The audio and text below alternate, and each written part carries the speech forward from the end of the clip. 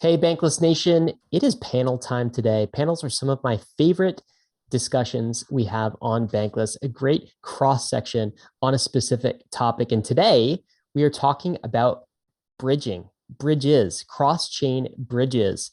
This goes into a theme we've been talking about in 2022, which is the great layer two migration. I think there are a few reasons we're doing this. We'll get into them. But before I do, David, we've got Ben here as a co-host for this topic. Ben, it's great to have you. Can you explain why Ben is joining us for this conversation? Yeah, we did this expert panel for EIP 1559, and that was co-moderated by another technical moderator, Tim Bako. And that was really, really useful because some of the developers out there just ask questions that I think are really, really smart that I wouldn't have thought to think myself. So Ben, we're bringing you in as a member of the Optimism team, as somebody who can ask some more technical questions than what Ryan and I would have thought about. And so we're going to, first off, before we get into the content, we're going to have just a little bit of a discussion, some questions that 5 panelists don't need to ask, like what are bridges? But before we get there, Ryan, we have some things that we need to talk about, such as our friends at OnJuno. OnJuno is our new checking account for the crypto natives. And so for those that are frustrated that things like USDC or BTC or ETH aren't in your Wells Fargo account, OnJuno might just be for you. It's a checking account that loves crypto. So inside of OnJuno, you can get 4% on your USDC. You can also buy crypto assets with 0 fees. And you can also get your paycheck in crypto. So when you get paid by your company, it can go straight into your OnJuno account and automatically get converted into crypto, reducing the amount of time that you need to hold the inflating dollars in your bank account. So big fans of there. Anything you want to add to that, Ryan? David, I've heard that that dollar is inflating away at 7% per year. That was just like as of this morning. So you definitely want to get a crypto native bank account. So you're not using a legacy Wells Fargo bank account that's giving you like 0.01% interest rate. This is a way to do this. They also give you a fantastic card as well. So a debit card, it's metal debit card, really nice, really enjoying this. I set up my accounts recently, excited to get started. So if you're interested in doing that, use the code Bankless. $50 on your first crypto paycheck. You can do that at onjuno.com.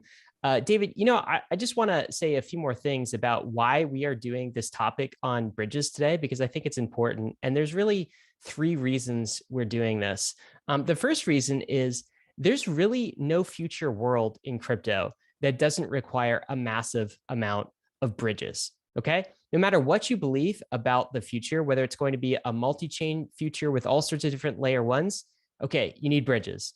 Whether this is going to be an Ethereum dominated world with a bunch of layer twos, okay, you also need bridges. So bridges are this nascent infrastructure and a massive opportunity, I think, both for users and investors who are listening to Bankless. The second reason, something that we've talked about in our modular blockchain thesis, is there's really no future for users on layer 1, on Ethereum layer 1. I want to say that again, because I think that's a hard pill to swallow for a lot of people. There is no future for users on layer 1, unless you're some kind of a whale, okay? The main chain is actually not for users anymore. It's for chains, okay? This is a layer 2 roll-up centric world. You can get caught up on Bankless past episodes if you want to school yourself on that, including the one we released in early January with Vitalik. And the third reason is this: we've simply never done a full episode on bridges. And it's about damn time, okay? Because bridges are going to be a huge topic in 2022.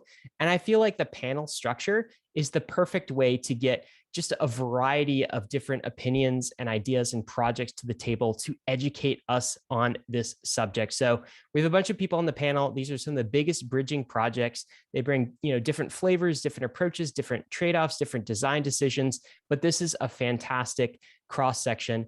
A few more housekeeping items for you. As usual, if you have a question, a burning question you want us to ask, this is a live stream, okay? So go to YouTube, hit us up with those questions, use the troll chat box for that. We'll look at them, we'll filter them, we'll find the best ones, we'll bring that to the panel if it makes sense.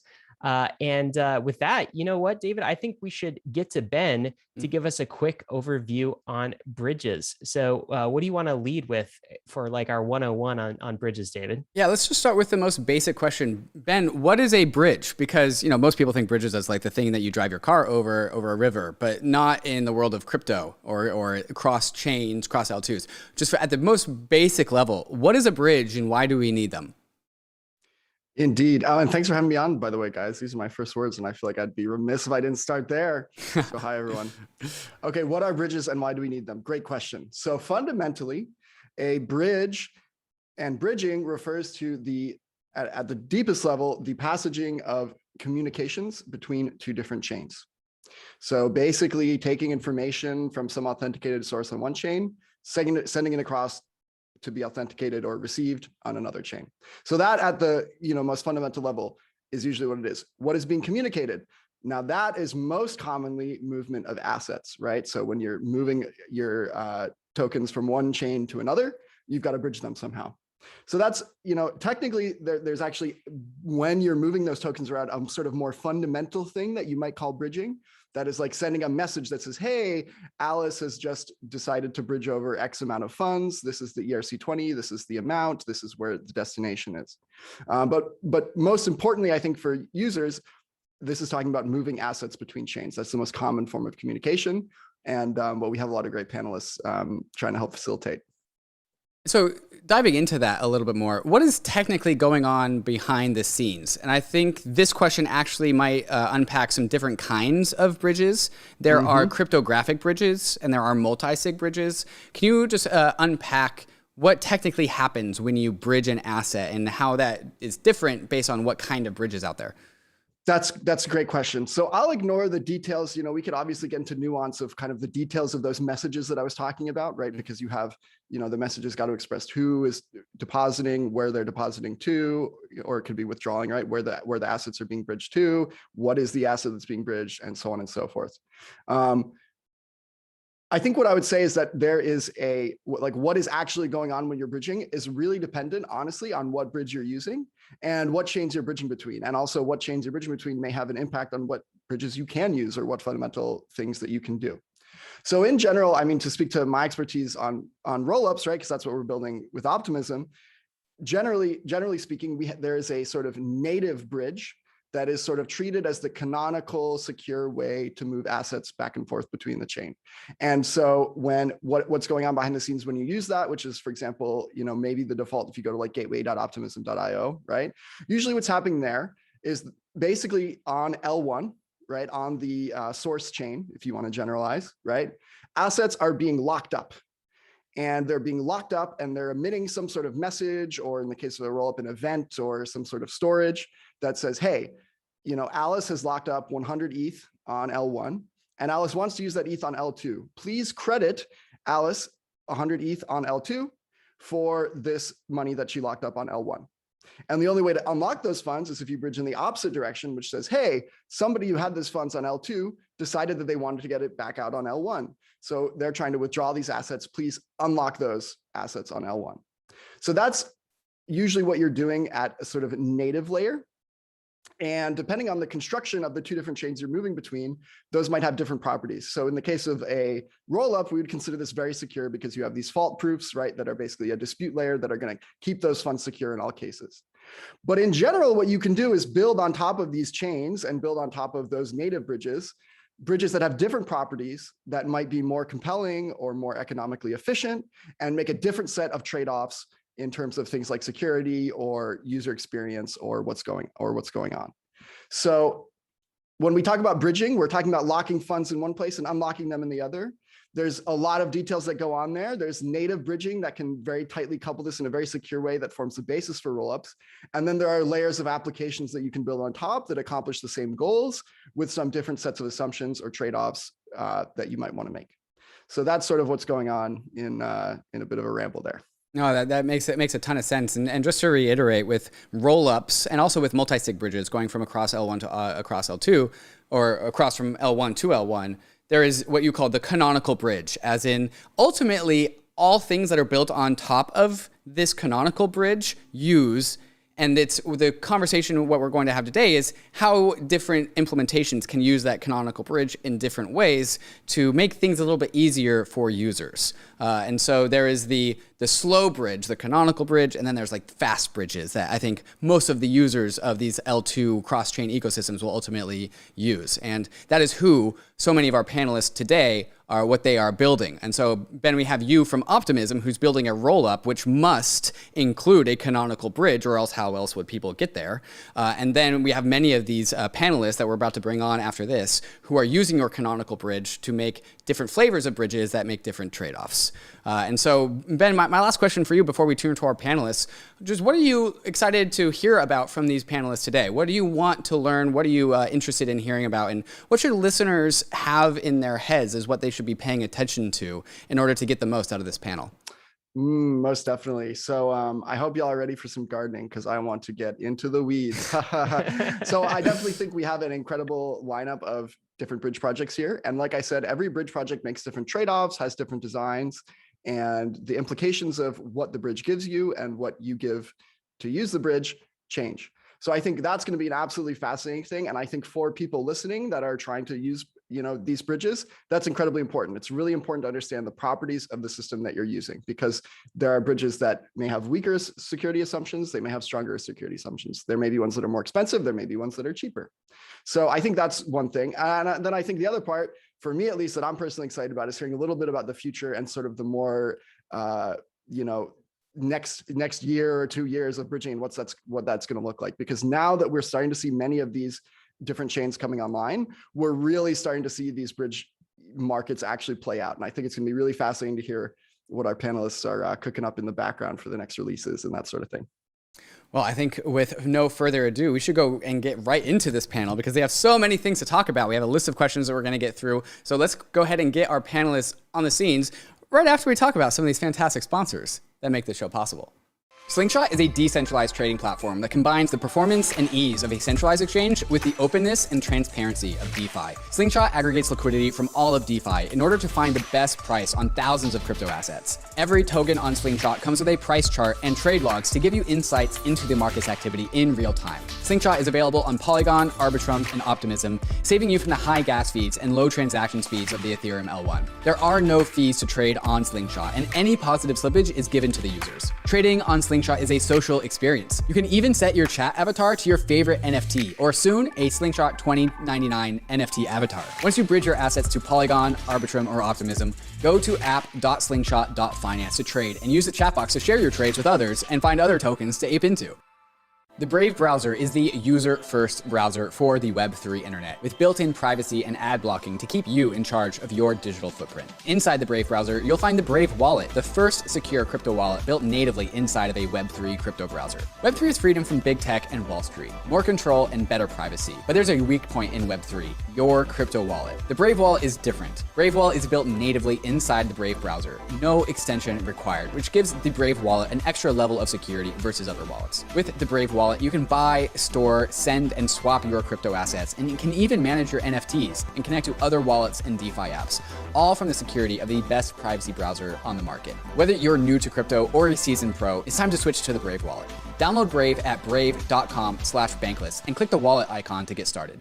Arbitrum is an Ethereum scaling solution that's going to completely change how we use DeFi and NFTs. Over 250 projects have already deployed on Arbitrum, and Arbitrum's DeFi and NFT ecosystems are growing rapidly. Arbitrum increases Ethereum speed by orders of magnitude for a fraction of the cost of the average gas fee. When interacting with Arbitrum, you can get the performance of a centralized exchange while tapping into Ethereum's level of decentralization and security. If you're a developer who wants low gas fees and instant transactions for your users, visit developer.offchainlabs.com to get started building your application on Arbitrum. If you're a user, keep an eye out for your favorite DeFi apps or NFT projects building on Arbitrum. Many of your favorite apps are already live, with many more coming over soon. You can find these apps at portal.arbitrum.one, and you can bridge your assets over to Arbitrum using bridge.arbitrum.io in order to experience DeFi and NFTs the way it was always meant to be: fast, cheap, and friction-free. All right, guys, we are back with all of our panelists. We have Hart from Across Protocol, also part of UMA. We have VC from MOVR. We have Chris Whinfrey from Hop Protocol, and we have Arjun from Connext. And you can see that order moving from left to right, but with Arjun at the bottom. Guys, thank you all for being here on this panel, and you can all answer at once, or all say hi at once, because we'll also introduce you guys all individually. But everyone, thank you for being here. Cheers. Thanks for having us. Thanks a lot. Thanks for having us. So we're going to start with this very basic question, and we're going to go one by one. What is your project? What makes it unique? And what's its flavor? Does it have a flavor? And let's start with Hart from Across Protocol.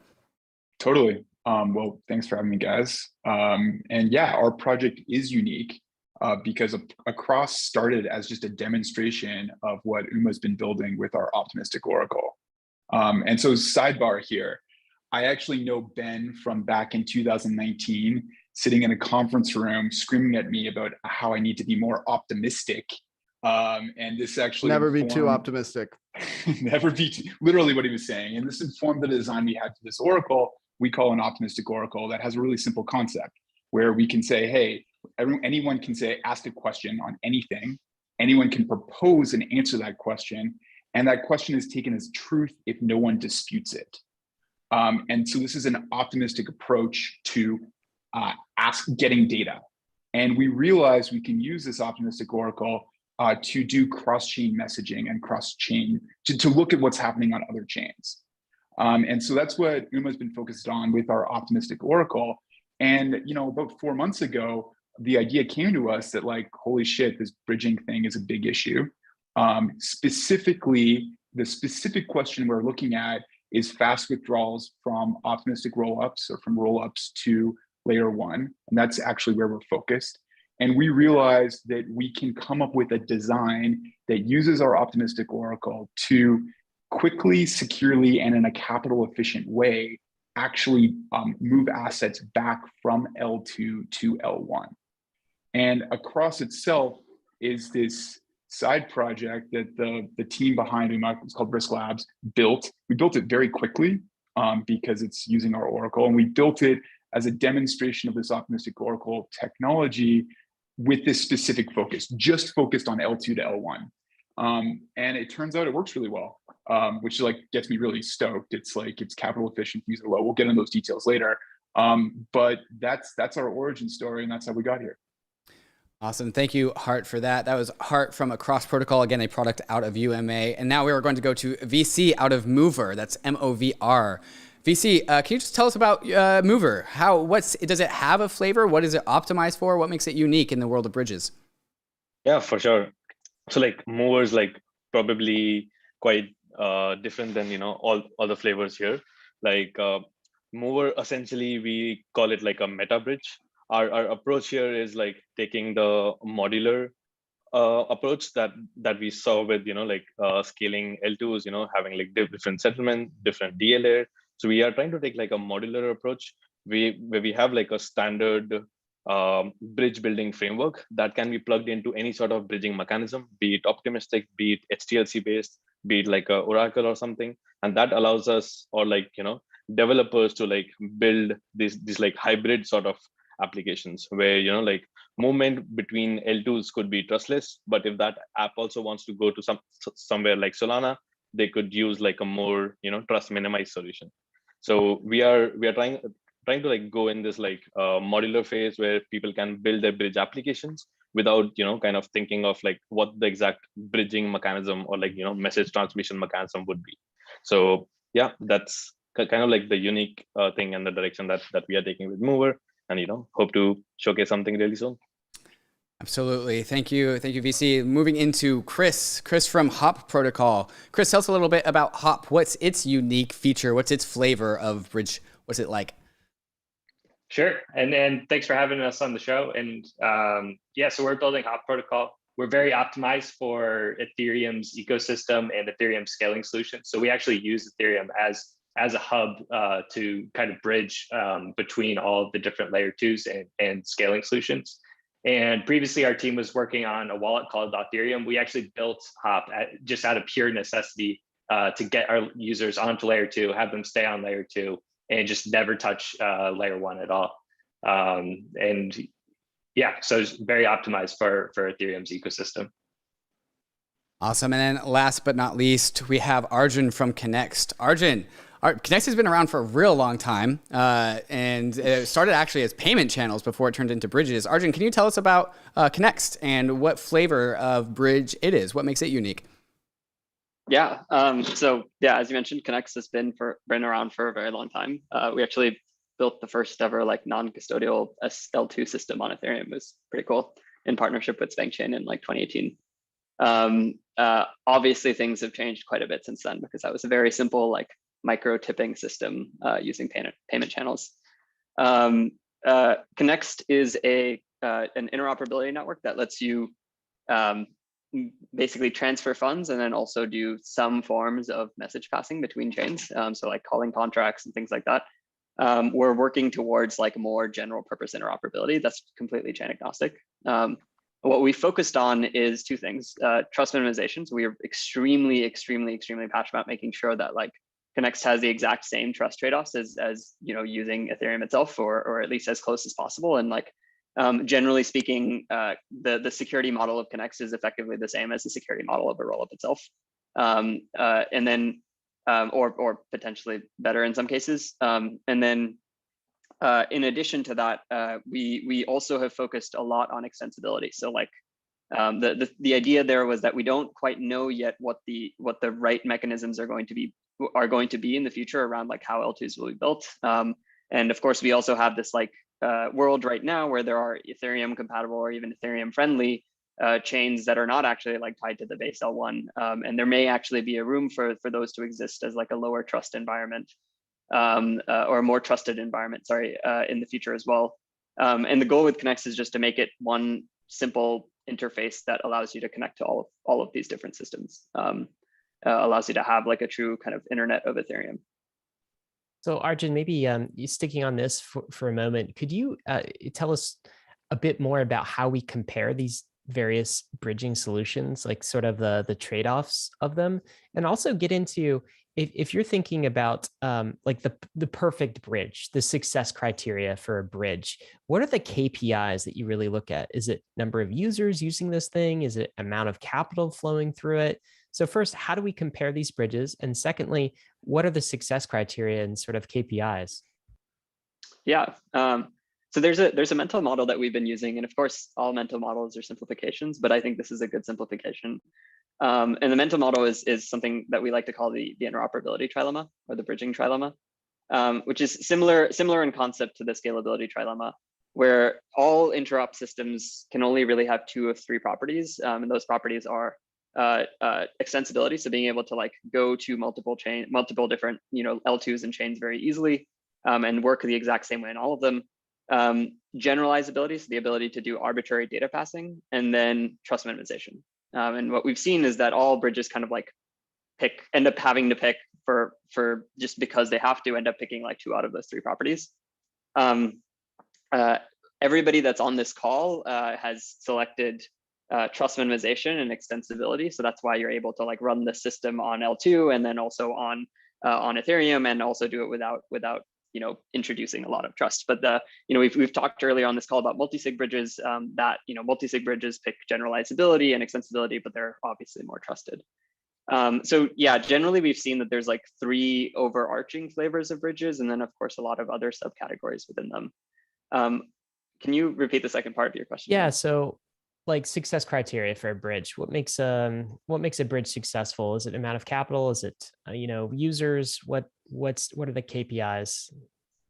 Yeah, this one's a bit more difficult because it's like it depends on what the bridge is being used for, right? So like if your system like Hop connects across, I guess everybody that's on this call, your KPI is going to be like transaction volume, so the amount of value that is flowing between chains, because the vast majority of what you're doing right now is like helping users transfer value from one system, one L2 or chain to another. Whereas if you once you start moving towards like more generalized data passing, where you're allowing people to build like actually cross L2 apps that are fully generalized, then it becomes a little fuzzier, because it's like now you're running this like system on top of these L2s, and like the purpose of that system may not be to move funds, it may be just to pass arbitrary messages. So in that case, it would probably be something more similar to like Ethereum, where it's like you look at number of transactions that the chain is doing, or perhaps even like the amount of fees that are being earned by the actual service providers.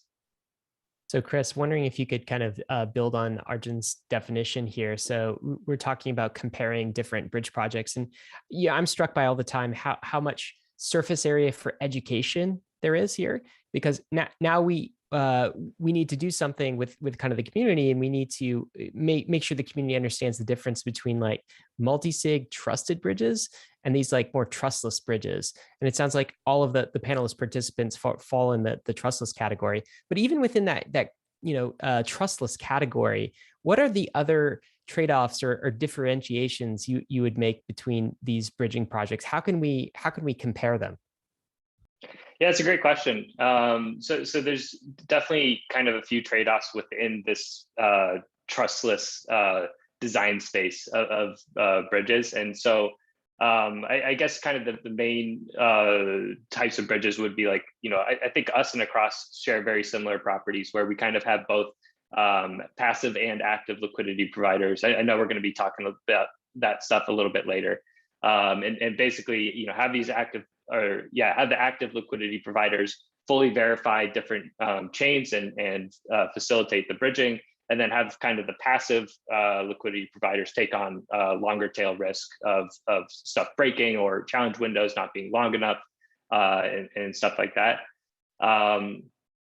But yeah, and then the other side of things is kind of like atomic swap type of bridging, and that can be trustless. It can be extended to chains outside of the Ethereum ecosystem, which can't necessarily happen with Hop. And this will, UX wise, you do have to wait for kind of like two steps of finality. So if you're thinking about like an optimal bridge will be able to do a transfer within just one step of finality. So you wait for the source chain to reach finality, and then you receive funds at the destination. And so like an atomic swap setup, you do have to kind of wait for two steps. So that's kind of one of the trade-offs. But then there are big advantages around capital efficiency and stuff like that that are worth taking a look at.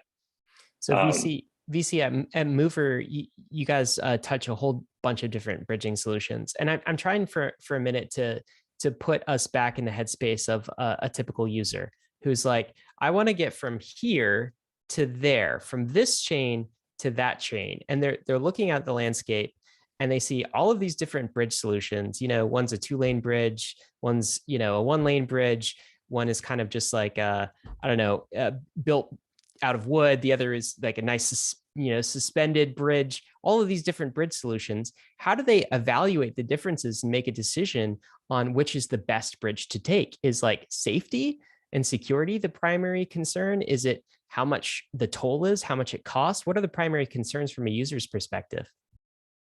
So like from a user's perspective, I would say, it kind of depends a lot on the user profile. So if it's like a degen, they could like prefer a really centralized bridge that allows them to just kind of operate on a single database and just like move things around before the block on the sending side even receives finality, because like the liquidity provider here can take the risk of the source side kind of rolling back. So like it definitely kind of depends on like the user. So we've like kind of built out this thing called Fundmore, which is like a bridge aggregator that kind of like allows to just like see what all options are there right now. They're like different security properties, they're different like outputs, gas fees, and so on, and kind of judge from there. So like a user, depending on his preference, can just like see what he prefers to kind of move his funds from one chain to the next. So yeah. Hart, I'm wondering if you could weigh in on this conversation so far. So it seems like there's so many different bridge solutions. Is it good that the ecosystem has a plurality of different solutions, or is that more confusing? What types of bridge solutions do you think the ecosystem needs to develop in order to get us where we need to go in this great migration from layer 1 to layer 2? Yeah, Ryan, I'll give a controversial answer here, I think, which I think the number of solutions is problematic. And I think the different security properties they have makes this a shit show and actually exposes users to a lot of risk that they don't know they're taking. And so again, this panel, we're all aligned in that we at least are closer to the trust minimization side of things, or the trustless side of things, and we value that. There's other people that are not on this panel that like are more generalized and support other chains that aren't on that, and there's some really scary shit going on out there. The problem, in my view, is that users are ultimately going to pick a bridge based on price, and mostly based on price alone, or let's say price and speed. So I think that's going to end up being what we have happen, and that could be very scary if people pick the cheapest bridge, but that has the worst security assumptions, and then something goes wrong. So I think that there's this, I think what we all got to do as like on this group of people, we got to get to be the cheapest. And I think price really matters here. That's kind of my view. And we've got to be cheapest while being trustless. And that means iterating on and I got a lot to say on that too, but you look like you're about to say. I want to get to, I do want to get to Arjun and some of the others really quick, but like scare us straight for just 1 second here, Hart. Okay. So like when shit goes wrong, how could it go wrong if we're depending on centralized, more trusted solutions for bridging? Like why is this so bad? What is the iceberg that people don't see in the water? In some ways, I think Ben's big brain might be actually best to answer some of the really scary shit here. But generally speaking, it's just like you don't get your money, or the tokens you think you have, you just don't have, right? And like, 100% losses are a bad thing. And then people providing liquidity, like losing out on that, are a bad thing. And I think it's a reasonable expectation to think that in 2022, some of the biggest hacks will come from bridges or bad bridging solutions. That would be like my thesis. Ben, what would you add here?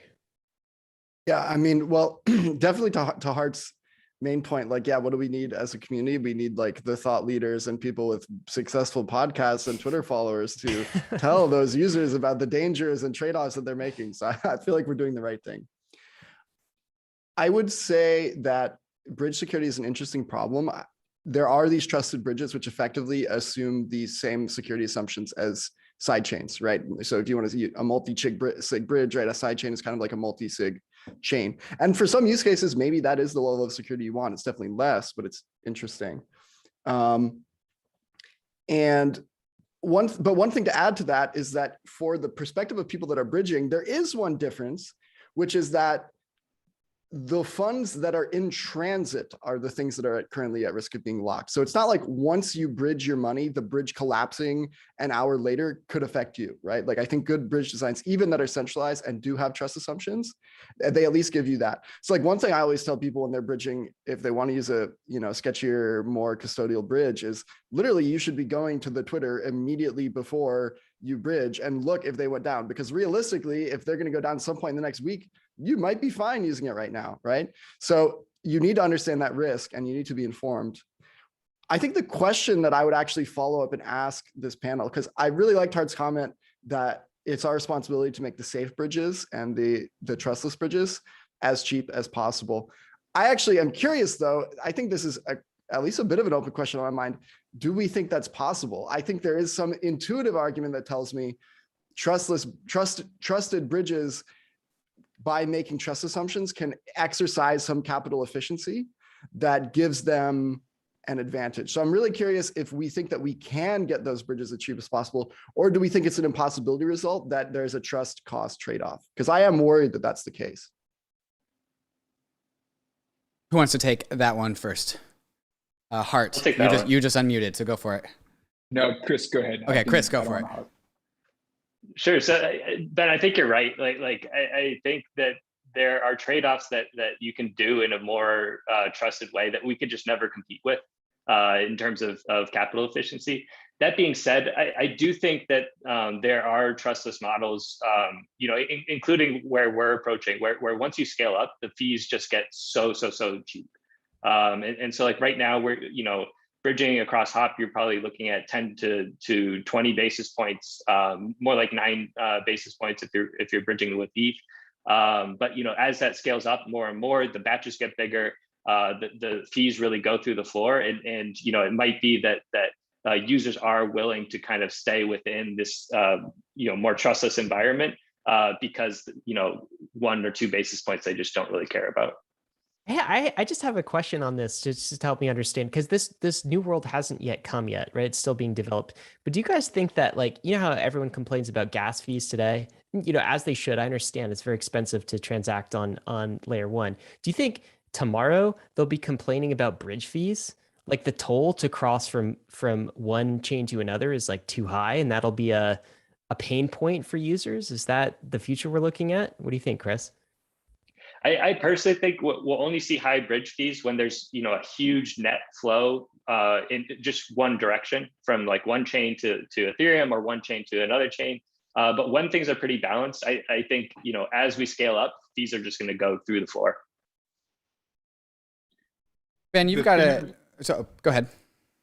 No, all I was going to say, David, is just to add, like, to Chris's point. I think that there are designed to Ben's question around just, are there trade-offs here with capital efficiency versus trust assumptions? I think there are designs that get more specialized that actually solve for this, and even get a little bit in the weeds and compare what we're doing versus what Chris and Hop are doing.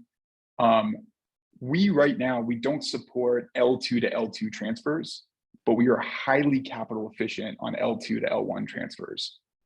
Whereas Hop, just on the flip side here, is less capital efficient on L1 to L2 transfers. It takes about twice as much money just from like a funding a pool side of things, but they can do L2 to L2 things.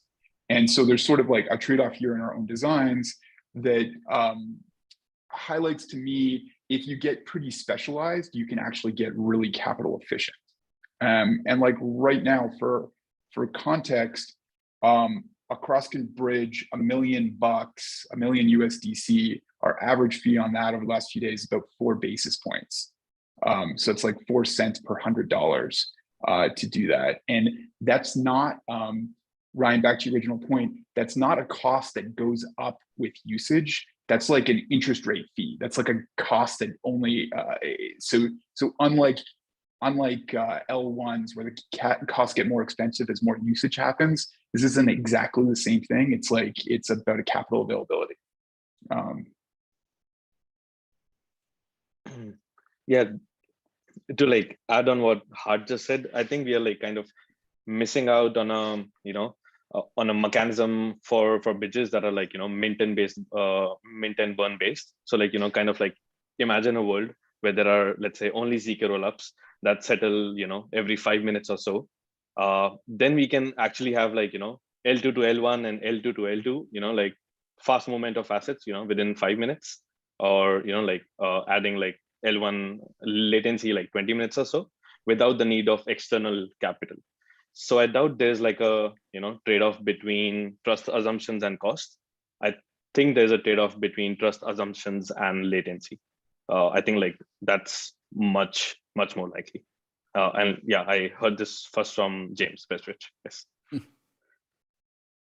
Yeah, just to follow on that, because I think I like completely agree. Like, I don't think the capital efficiency of the bridge is necessarily directly related to the trust considerations. Because like, if you think about, systems like AnySwap or Thorchain, what they're doing is utilizing a multi-sig bridge that is backed by stake, and the staked asset is the token. And so like the capital efficiency of that bridge is not like, while you're normally thinking of the liquidity available in their liquidity pools, the actual capital efficiency of the bridge also includes the staked assets, because that's like the fallback mechanism. The benefit that those bridges have is not that they are more capital efficient. They're not. It's just that because they're using a multi-sig as this like cross-chain oracle, they are able to have fully passive liquidity provision for like the system. And or they're able to like mint and burn tokens without really any recourse. So it's almost like you don't necessarily. It's like less of a consideration around how capital efficient it is, and more just around how difficult it is to build. And of course, like it's the same as like side chains versus L2s. Like L2s will get cheaper than sidechains at some point. It's going to take more work to get there, but they will get cheaper. It's just that sidechains are very readily available. They're very easy to build and roll out. It's going to take more work to get there should be the hashtag of Ethereum, I think. And so it makes sense. It makes sense that all the people with trust minimized bridges are all kind of aligned on that. Ben, I want to tie off this section of our questions with this question, and hopefully that can lead us into the next phase of this panel. But we have so many different flavors of bridges here and so many different trade-offs. And at the end of the day, if we want crypto to take over the world, like, users are just not going to care. They're just going to want to press buttons and have things happen. So, and we've started to see some of this in the decentralized exchange landscape, where first there was Uniswap, and then there were other decentralized exchanges, and now there's more decentralized exchanges. And then there became decentralized exchange aggregators. Some of these aggregators are built right into MetaMask, and also things like Matcha and 1inch are just making it a lot easier for people to just route around the different liquidity in DeFi to get what they want. Is the future of bridging something like this, where just an aggregator just says, hey, we'll take care of all of these complexities and trade-offs? Is this a logical conclusion? Can we take a page out of the history of DeFi to extrapolate into the future of bridging? Yeah, I think that what Hart said is probably accurate, which is that users are probably most reactive to price. So that argument would indicate that bridge aggregation is a very strong potential future. I'm sure that Vaibhav agrees with that.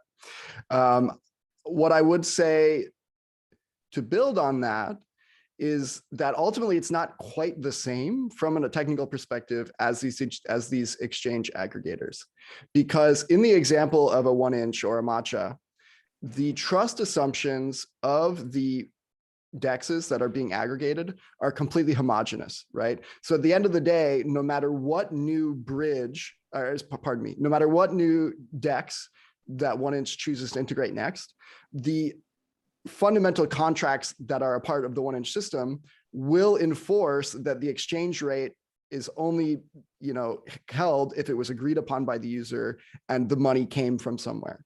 This is not the same as these different bridges, because you are relying on more than smart contract security. It depends on what details and those trade-offs that we just talked about are made. But I do think that it's worth noting that that's a fundamental difference. An exchange aggregator, it's all contracts on L1, it's all 100% composable, all of that stuff. That's not the case for bridge aggregation. So I think what will play out will definitely be dependent on cost. I think it will also be dependent on the same depth of reaction to security trade-offs that users will have actually with using chains as well. So definitely a world that I've imagined is one where, like, in my wallet, I can kind of say how trusted I am. And then maybe the aggregator will only aggregate the top, 10% of most trustless bridges or whatever, right? So I think those questions are just general, like, crypto UX questions that apply to sovereign chains as much as they apply to the bridges between them.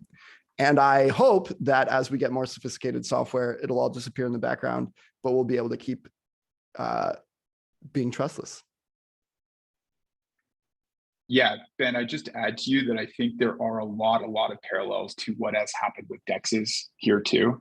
And then there are the differences you pointed out. But parallels, for example, like, I forget if it was Ryan or David, but you said you kind of started with Uniswap, but they weren't the first. It was like 0x before that. And 0x was like active liquidity provision, which is kind of like Connext and some of this other stuff. And then it became really useful in other ways in the future once it got aggregated. And then, like, Uniswap v3 was super capital efficient in this one thing. And Uniswap v3 is winning on the volume things because of their capital efficiency. And then it's getting aggregated up. So if you kind of want another view, I think there is going to be this pattern of these different techniques will have their strengths and weaknesses. There will be a strong focus on capital efficiency and fees. And then somebody will aggregate this all together. But then you add in the complication, like what Ben talked about, is that they're not homogeneous trust assumptions. And so here, the role of the aggregator, I think, actually becomes all that more important, because the aggregator is now the gateway that's going to pick which bridge solutions are actually safe and which aren't. That would be my thesis or my hypothesis for how this world plays out in the next 3 years. And I just wanted to add something to Hart, what you were saying earlier about, like, the whether we can achieve kind of the same fees that a trusted bridge can achieve. And I think what you were saying, Arjun, makes a ton of sense. Like basically the trusted bridges can have just purely passive liquidity, and they're active. What in our cases would be liquidity providers. The active piece of their bridges are just multi-sigs that don't have any kind of capital requirements. And so, like, what you were saying, Hart, I think the way Across is able to kind of achieve like more capital efficiency is just by shortening that challenge window. So, outside of the passive liquidity, the capital efficiency comes down to like, how long do these active liquidity providers need to lock up capital? So with Hop, we have a full day challenge period. And I think with Across, you've taken it down to 3 hours. And so like, while that is, 8 times shorter and 8 times more capital efficient, it is, it could be argued that it is kind of trending into that more trusted territory by having that shorter challenge window. I do have a response to that, but we can come back to it later. Cool. VC, do you want to add in any thoughts? Yeah, just on the aggregator thing, I think like for Dex aggregators, we could like, pretty much black box the whole thing, because like, everything's atomic, you don't care what Dex you are going through until you get, X amount of DAI at the end of the transaction.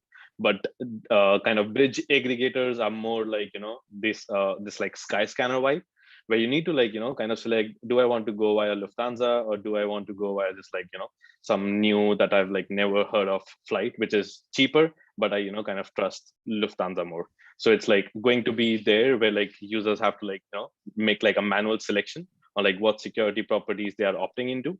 But yeah, we can like kind of abstract all of that out by, having this like, we are like still working on this, but having this sort of like security score per bridge that like a aggregator or like, us as a community can decide on. And then people can just be like, hey man, just give me all the bridges with security score 4 and above, and so on. So like, I think like, by working on some like UX stuff, we can make it happen. Arjun, you want to add in some thoughts? Yeah, go for it. Yeah, I like the Skyscanner analogy a lot, and I mean, it's a little dark because basically what you're saying is like the trusted bridge equivalent is like, your plane crashes because it's less trusted. But I do like the analogy because you're right that like users will eventually, in theory, learn to like base their choices on more than just price. I wanted to touch on capital efficiency a little bit. Because I think that's a really important point, and I think that's like one of the ways that like we try to differentiate as well. And one thing to note is that like capital efficiency is largely ends up being determined by like the constraints around your protocol. So in the case of like Hop, the capital efficiency comes, or like the capital usage comes from the need for passive liquidity on both chains, and then the lockup. In the case of Across, it comes from the shorter lockup, and then like the money that is kept in reserve in the event that like fraud occurs and dispute needs to happen. And so I think like in the interest of kind of talking a little bit more about capital efficiency, I think it's important to remember that like, while it's true that capital efficiency is super important, it may not actually end up being the case that it results in like the best possible price. And the reason is that like the overhead that you end up going through to be able to ensure high capital efficiency doesn't always end up being valuable. So like a good counter example to this is like, so like the way that Connext works, for instance, is like you have a set of LPs, and then you basically just directly swap with the LPs. The LPs take no capital lockups. Their lockups are like less than 2 minutes. And so it ends up being a really capital efficient system. And like the idea behind it is very similar to like RFQ systems or clearinghouses. And the problem is, in many cases, those RFQ systems, those RFQ systems didn't actually really work out that well for DEXs. And the reason is just like the additional overhead and complexity involved in having order books to like match trades between people ended up costing a lot more money than like using a slightly less capital efficient system like Uniswap.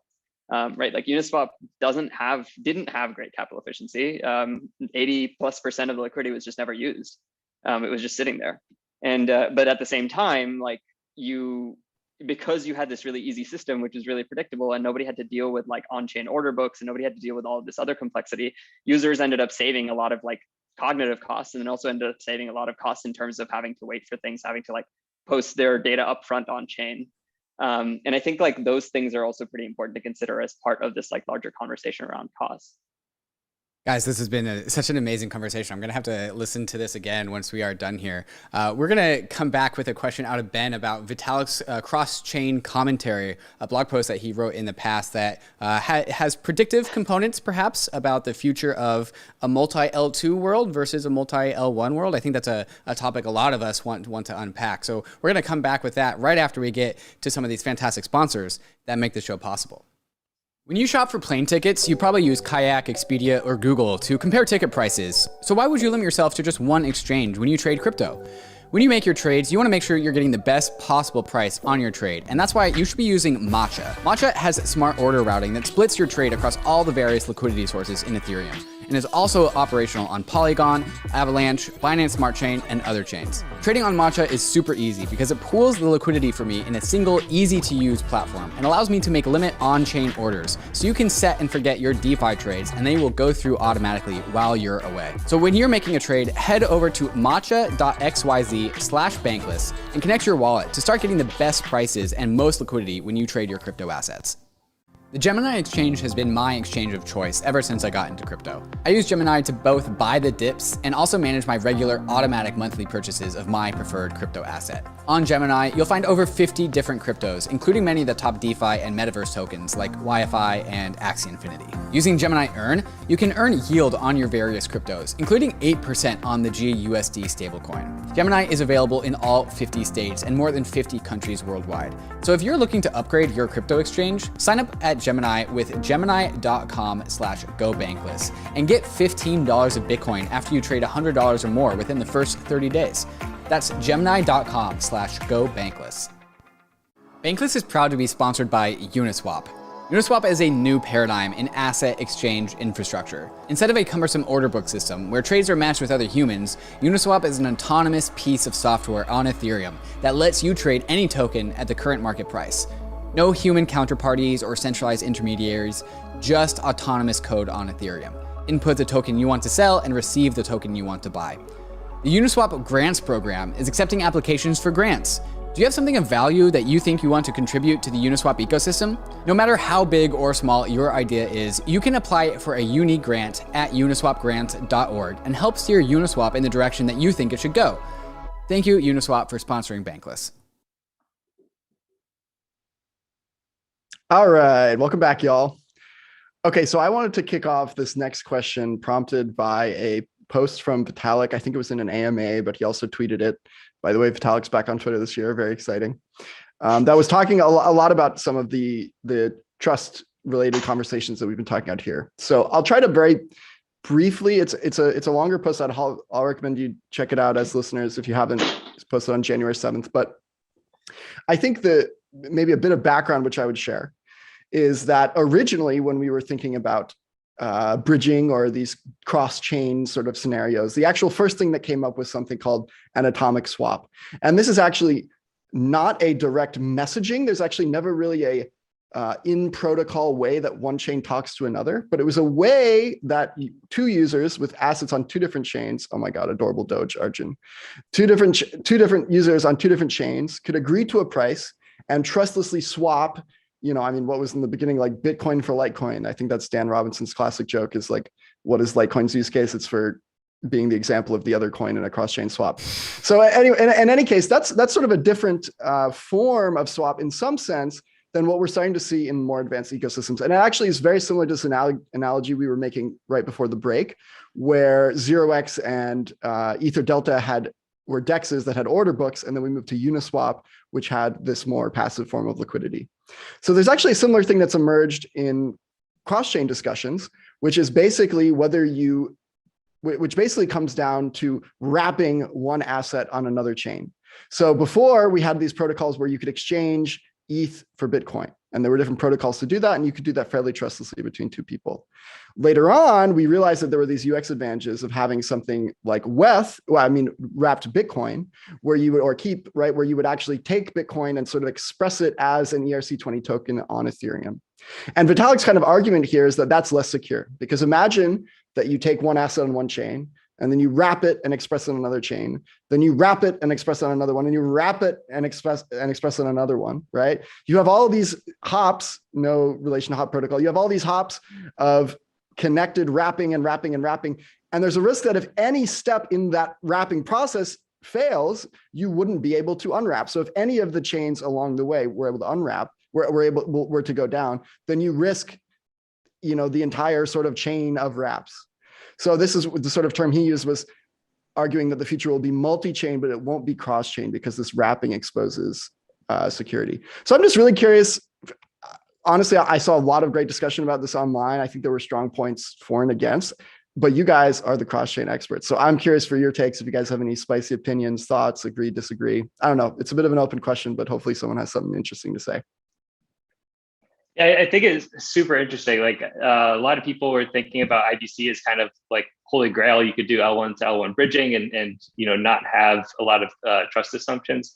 My biggest takeaway here was that we kind of think about 51% attacks as these like end all be all like worst case scenario. And I think what Vitalik is saying here is that we shouldn't necessarily optimize for preventing a 51% attack in like all absolute cases.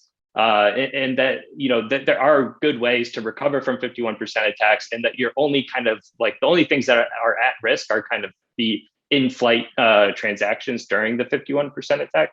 And that his point is that once we kind of get into this like cross-chain world, not just a multi-chain world where you're using assets based on one chain on another chain that has, a completely different consensus layer, that now all assets are at risk. And this is much, much less secure than if everything's on the same consensus chain and we can, do our social recovery from a 51% attack. So that I thought that was a big insight for myself. Yeah. So we've spent a bunch of time thinking about this as well, because like I said, we're sort of this open system that can be kind of permissionlessly deployed right now to EVM chains, but it's also possible to plug us into anything, and that definitely brings up a lot of complexity, right? Because it's like, what happens if someone is we sort of inherit all of the security properties of like the chain and tokens that are being used in our system, but like what happens if someone plugs us into like XYZ chain that has zero economic security, and that XYZ chain has their own representation of USDC or DAI or something? You can basically use that really, really centralized, very, very insecure chain as a way to like spoof fake USDC or fake DAI back to Ethereum, take it from this very low security environment to very high security environment. And it's unclear how that should be handled, right? Because like, if you want to get to the ideal case where like bridges, cross-chain bridges are like fully trustless and they're permissionless and nobody can really stop them, then how do you stop this from happening? I think like my personal view is that there are a need to like bridge over blue chip assets and like have them exist in wrap forms on different chains. That does add to security risk. I think we'll probably have to. The sad reality is like even if we like in a closed room environment say that's not the most secure option and that adds a lot of tail end risk, it's going to happen. So I almost think that the discussions should more be around like how do you mitigate the risk of these potential cases rather than stop them, because there really is no way to stop them. And from a mitigation standpoint, I think there is some really interesting things that you can do using models like Connext, Hop. I'm actually not sure about across. I would need to think about it a little bit more, but like in the case of things like Connext and Hop, you have like pricing on a chain change dynamically based on demand for that chain, and that pricing can reflect this risk in a decently realistic way if like a black swan event happens. And the other thing is that pricing can actually adjust. Like we talked earlier about like what happens if everybody is going from one direction to another on a given chain, like through Hop or through Connext. Well, at a certain point, the price is just going to get incredibly expensive, and it's going to become unfeasible for people to continue trying to move more liquidity out. I think you can use those sorts of things as like interesting risk indicators. But yeah, go ahead, Hart. No, Arjun, all I was going to say is like, I actually think one way we reduce the bridging of blue chip assets, like cross chain, like for example, take like blue chip DeFi tokens on Ethereum. Like, how do we reduce the bridging of that cross chain? Well, we make it such that there's no need to bridge it to another chain, which we do by making L2s really fucking awesome, right? Excuse my language. So I actually kind of put this all back on Ben, where like music to my ears, baby. But I'm actually dead serious. Like, to me, it's never really made sense to take like an Ethereum based asset and put it on Solana unless Ethereum's ecosystem is so expensive to use. There's like, you can't do the thing you want to do on Ethereum. And that's like not maybe always true. Maybe you want to use it as like collateral to lend in the Solana ecosystem or something. But I generally speaking think that if like L2s are really, really good, the need to like leave the Ethereum bubble goes down. It would be a whole separate discussion if I started rambling about how L2s need to address the real concerns that Solana poses that Ethereum tries to stick in its head in the sand about sometimes, but we'll save that for another day.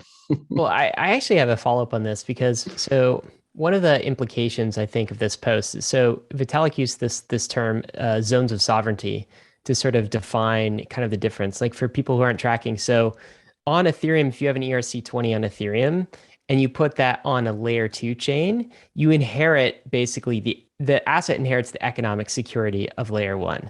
But when you bridge that ERC20, that token, from Ethereum to say Solana or Tezos or Avalanche or something like that, then you lose those security properties and it actually becomes a different asset, right? It's like an asset that has different trust assumptions and you don't have the same security guarantees that it's actually backed by the things you think it's backed, okay? And so the implication of this, I think everyone going into 2022 from a macro perspective, and that's why I want to throw this question to the bridging panel, but from a macro perspective, investors, users, everyone is looking at like two different paths to the world.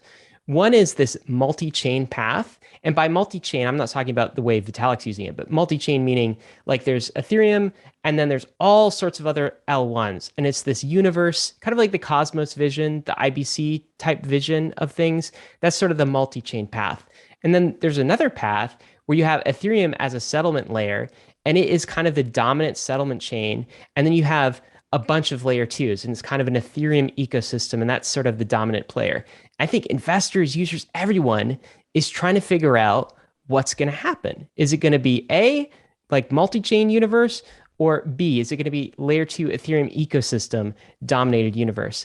I'm wondering if this zones of sovereignty thing provides a clue here, like if bridging is actually the clue here, because it strikes me if you have a multi-chain world, you have a completely different set of trust assumptions here, and it might actually break down when we start trying to bridge assets from chain to chain to chain. I don't know if anyone on the panel has a thought on that, but like it's something that has consumed me very much, like in 2021 and going into 2022.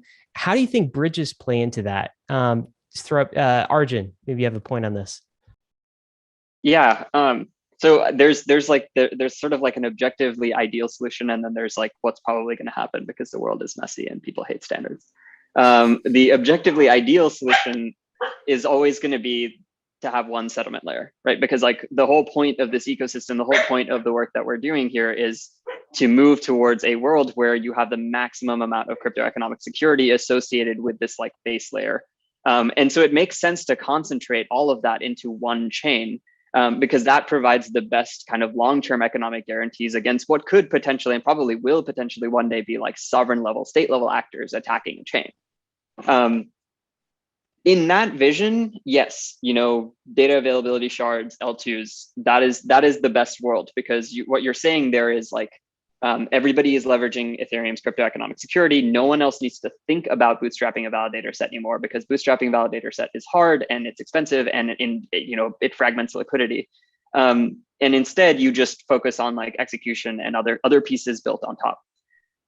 unfortunately, as I mentioned, people hate standards. Like even in a non-bag holder environment, like the internet itself, like is made up of a ton of protocols. And of course, we know that, we know about TCP/IP, we know HTTP, like we know these things have been generally adopted as standards, but also there are a ton of other protocols that people don't know about that get used all the time. And like we actually have to build adapters to all of them. And it's a huge mess. And in those cases, like none of these were, like community funded or VC backed companies trying to issue a token and create their own communities like that. Nobody had any stake in the game except for ego. And so I think like the reality is that, we'll probably have some combination of the two. We'll probably have this like Ethereum universe. And then we'll also probably have a Solana universe and a Cosmos universe and a XYZ Polkadot universe. And they'll sort of follow this like long tail pattern. And we'll have to kind of figure out how it should work once we get there. Yeah, I totally agree with the kind of power law distribution, like, having kind of probably Ethereum capture the majority of high value use cases, just because it is optimized for decentralization and security. And then, I do think we'll see other chains that, where use cases, might not make sense on Ethereum. Even if we can get layer twos to be like the theoretical maximum efficiency, there's always going to be use cases where you need, sub 1 cent transaction fees, sub 1 basis point transaction fees.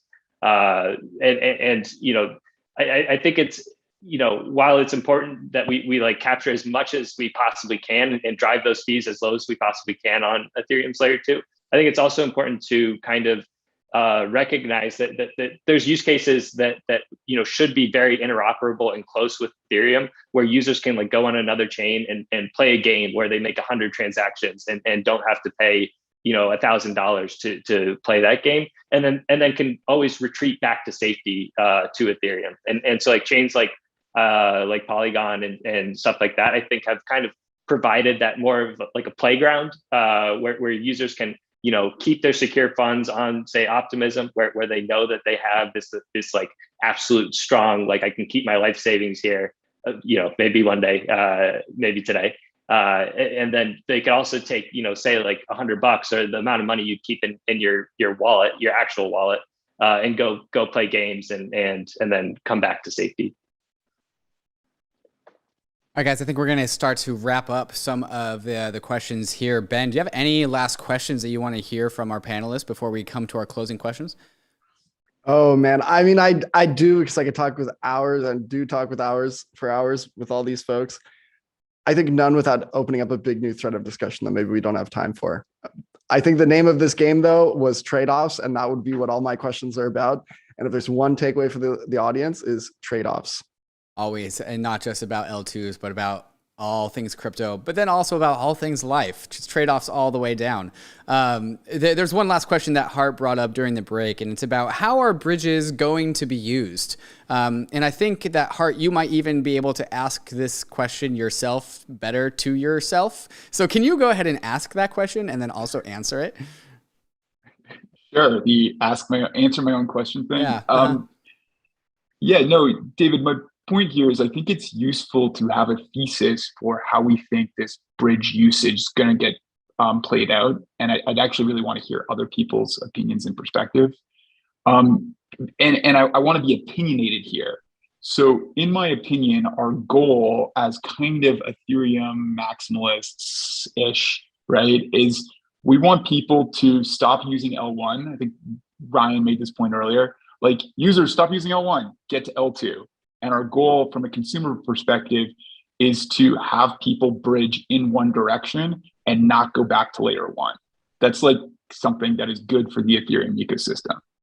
So then my question actually becomes, like, the question I ask myself is like, who actually does the bridge in the other direction? Like, maybe the whole optimistic roll-up withdrawal window isn't a problem if nobody's moving back to L1. And I think actually for the vast majority of users, they're not going to be moving back to L1. That's the whole point. The people that will be moving back to L1, though, are arbitrageurs. And I think that's where this real use case comes from. So you're going to have people that are like seeing price differentials on the Uniswap deployment on Optimism versus the Uniswap deployment on Ethereum. And you have arbitrageurs that need to move back, need to balance these trades across assets. And that's the thing they got to do. So from a process perspective, just to share insights on what we're thinking here, we're trying to be really hyper efficient and really, really low cost for big transfers from L2 to L1, specifically to help arbitrageurs do that job. Because I think that the core user is going to go in the direction to L2 and not move back. And that's I'm kind of want to know what other people think of that. There is then one other like sidebar, which is what about going L2 to L2?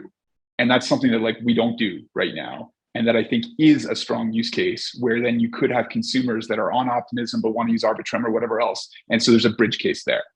But I think I'm talking too much. So my question to the panel, how do you think people will use how do you think people will use bridges? What do you think the future is? And like, what are your opinions there? Yeah, I'll probably add some points here.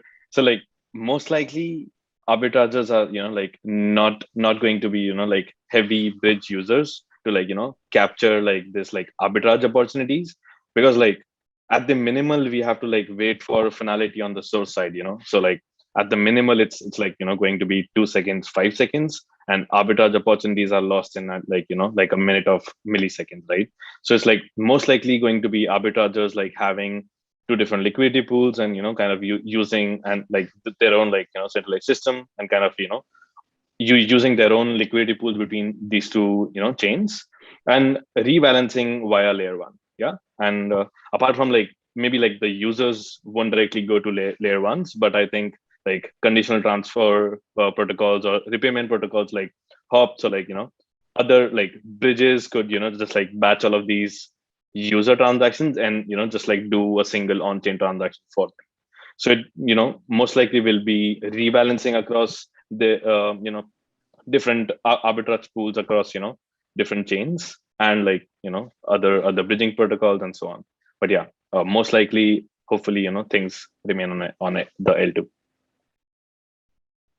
Yeah, and like that was kind of our approach. Was really optimizing for layer 2 to layer 2 stuff, because like you're saying, Hart, a majority of users are kind of moving to layer 2 right now, and then not necessarily moving back. And what we're seeing is this like really diverse and rich set of layer 2 solutions kind of come up, and so like obviously Optimism and Arbitrum are big ones, and then the ZK rollups are starting to get traction, but I kind of expect the ZK rollups maybe to have a slower start, just because a lot of them are requiring a custom language or something like that.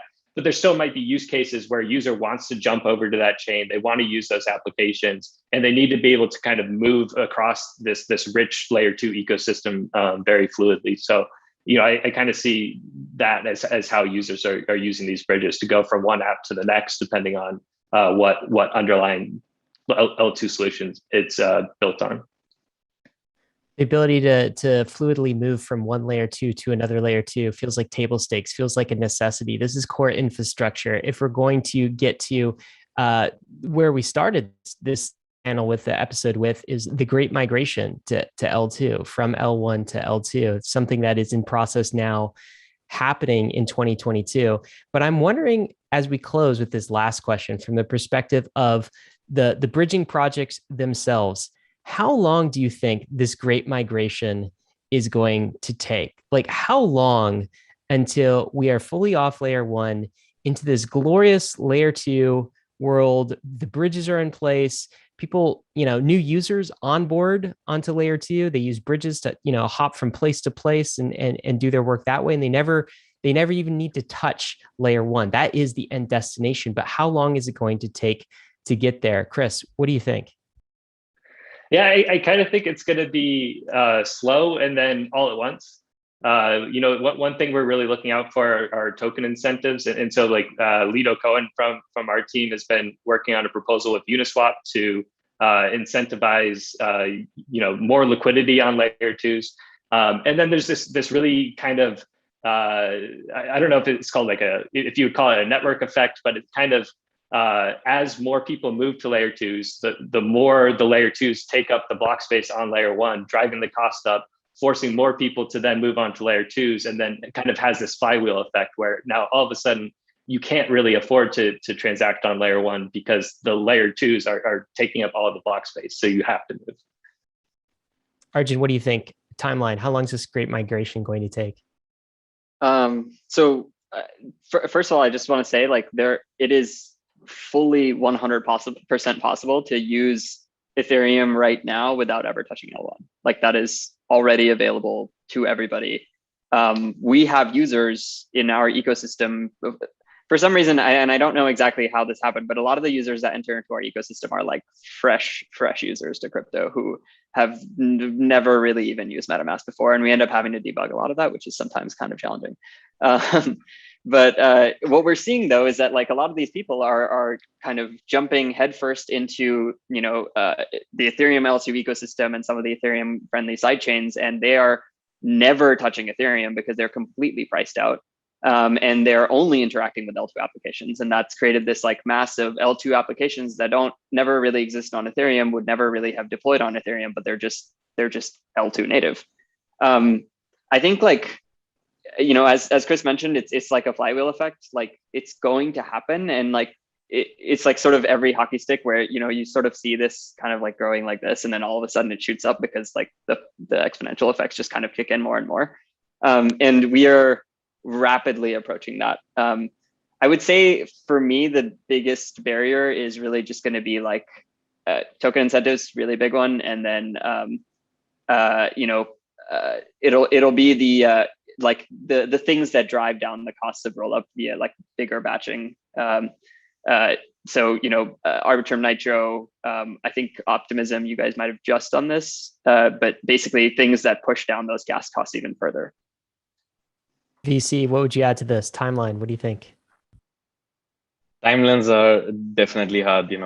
Being a dev, like I have extremely bad estimations, so I definitely wouldn't comment on that. But yeah, like the graph, definitely agree. It's like going to be hockey stick growth whenever it happens. There's still a lot of work to do, as we all kind of got to before. So yeah, here's to just hoping it happens sooner than later.